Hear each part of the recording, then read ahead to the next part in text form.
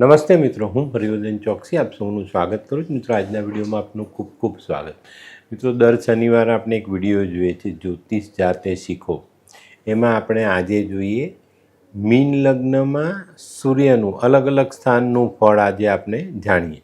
પહેલાં જાણીએ આપણે મીન લગ્નવાળાનું વ્યક્તિત્વ. મીન લગ્નમાં જન્મનાર વ્યક્તિ જરાક મોટી આંખવાળો હોય, એની જે દેહની રચના છે એ સામાન્ય હોય, સત્વગુણી હોય. આવો માણસ બળવાન, વિનમ્ર, હોશિયાર. પણ આવો માણસ છે ને ખોરાક ઓછો ખાય અને કામ કરવામાં આળસુ હોય. સ્ત્રીઓને પ્રિય હોય, વિદ્વાન હોય, યશસ્વી હોય, સારા અલંકાર પહેરનારો હોય. આવો વ્યક્તિ, એને અલંકારનો બહુ શોખ હોય. ક્યારેક છે ને આવો વ્યક્તિ ધુતારો પણ હોય, રોગિષ્ટ પણ હોઈ શકે.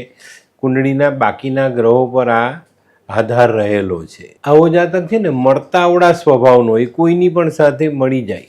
આવા જાતકના દાઢીના ભાગમાં વચ્ચે એક નાનકડો ખાડો પડતો હોય. આવા જાતકનો ભાગ્યોદય 22ની ઉંમર પછી થાય.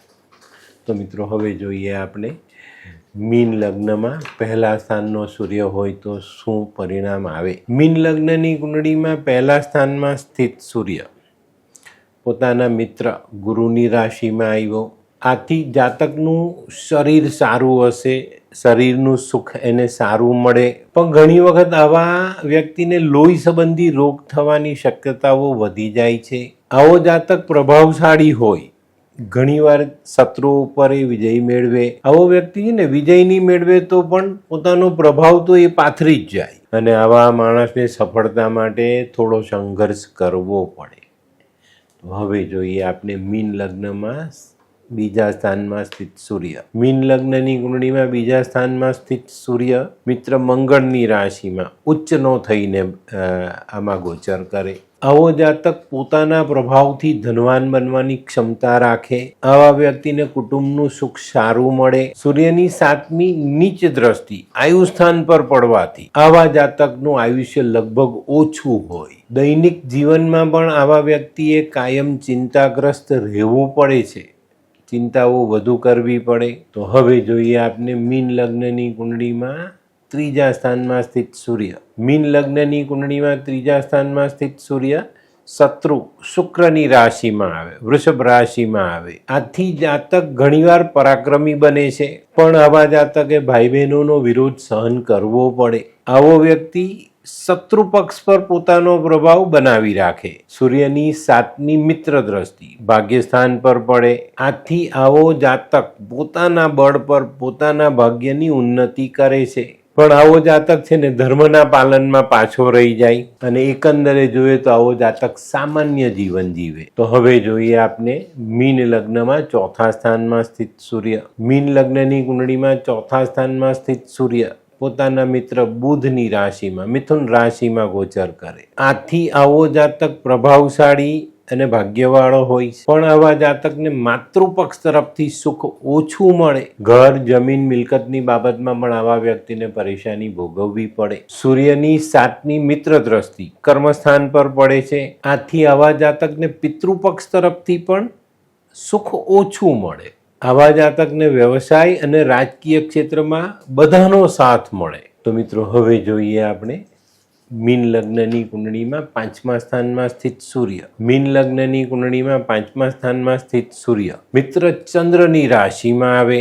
આથી આવા જાતકને ઘણી વખત સંતાન સુખ ઓછું મળે. પણ કેટલીક તકલીફોને બાદ કરતા આવો જાતક બુદ્ધિશાળી તો હોય જ, બોલવામાં હોશિયાર, ક્રોધી હોય, પણ અને ચિંતા હંમેશા સતાવતી હોય છે. સૂર્યની 7મી શત્રુ દ્રષ્ટિ ભાગ્યસ્થાન પર પડે છે. આથી આવા જાતકને ઘણીવાર ભાગ્યની બાબતમાં તકલીફો પડતી હોય છે. પણ ઘણી વખત આવો જાતક પોતાની મહેનત દ્વારા પણ આગળ ચાલી જાય. તો મિત્રો, હવે જોઈએ આપણે મીન લગ્નની કુંડળીમાં છઠ્ઠા સ્થાનનો સૂર્ય. મીન લગ્નની કુંડળીમાં છઠ્ઠા સ્થાનમાં સ્થિત સૂર્ય સિંહનો સૂર્ય સ્વરાશિસ્થ થયો.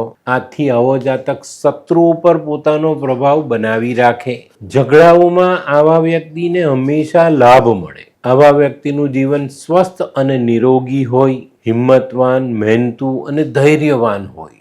સૂર્યની 7મી શત્રુ દ્રષ્ટિ વ્યય સ્થાન પર હોય. આથી આવા જાતકને અચાનક ખર્ચાઓ ઘણા બધા આવતા હોય છે, એ ધન બચાવી શકતો નથી. આવો વ્યક્તિ ઘણી વખત બહારના સંબંધો બનાવવાની કોશિશ કરે છે, પણ એમાં એને નુકસાન થાય છે. તો હવે જોઈએ આપણે મીન લગ્નની કુંડળીમાં 7મા સ્થાનનો સૂર્ય.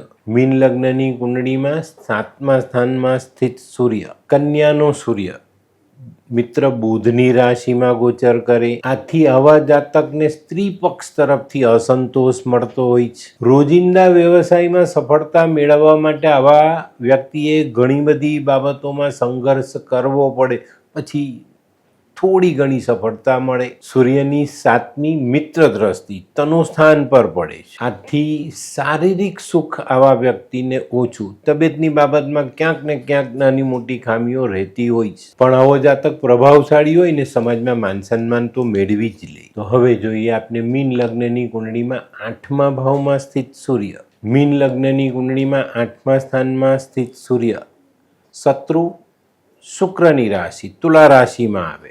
અહીંયા સૂર્ય નીચના થાય. આથી આવા જાતકના આયુષ્ય પર હંમેશા ભયંકર તકલીફ જોવા મળે. હંમેશા આવા માણસનું આયુષ્ય સંકટમાં જ ઘેરાયેલું રહે છે. શત્રુ પક્ષે હેરાન થાય. મોસાળ પક્ષ નબળો અને પેટની નીચેના ભાગમાં આવા વ્યક્તિને ક્યાંક ને ક્યાંક નાના મોટા રોગનો સામનો કરવો પડે. સૂર્યની 7મી ઉચ્ચ મિત્ર દ્રષ્ટિ ધનસ્થાન પર પડે છે. આથી આવા જાતકે ધન મેળવવા માટે ખૂબ મહેનત કરવી પડે છે. તો હવે જોઈએ આપણે મીન લગ્નની કુંડળીમાં 9મા સ્થાનમાં સ્થિત સૂર્ય. મીન લગ્નની કુંડળીમાં 9મા સ્થાનમાં સ્થિત સૂર્ય વૃશ્ચિકનો સૂર્ય મિત્ર મંગળની રાશિમાં આવ્યો. આથી આવો જાતક ભાગ્યશાળી, ધાર્મિક પ્રવૃત્તિનો હોય. શત્રુ પર જાતકનો પ્રભાવ બનેલો રહે.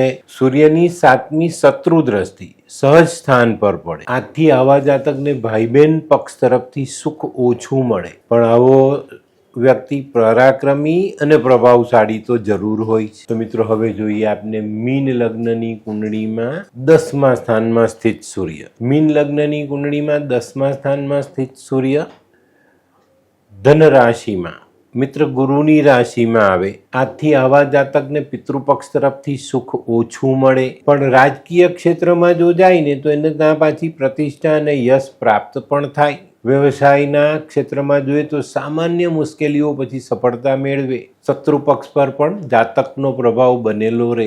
સૂર્યની 7મી મિત્ર દ્રષ્ટિ સહજ સ્થાન પર પડે છે. આથી આવો જાતક સાધારણ મુશ્કેલીઓને પાર કરીને માતૃપક્ષ તરફથી સારો ફાયદો મેળવે અને જમીન મિલકતનું સુખ પણ પ્રાપ્ત કરે. તો મિત્રો હવે જોઈએ આપણે મીન લગ્નની કુંડળીમાં 11મા સ્થાનમાં સ્થિત સૂર્ય. મીન લગ્નની કુંડળીમાં 11મા સ્થાનમાં સ્થિત સૂર્ય મકરનો સૂર્ય શનિ શત્રુની રાશિમાં આવે. આથી આવો જાતક કઠોર પરિશ્રમ કરીને સફળ થઈ શકે. આવક મેળવવા માટે પણ એને સખત મહેનત કરવી પડે. શત્રુ પક્ષ પર જાતકનો પ્રભાવ બનેલો રહે.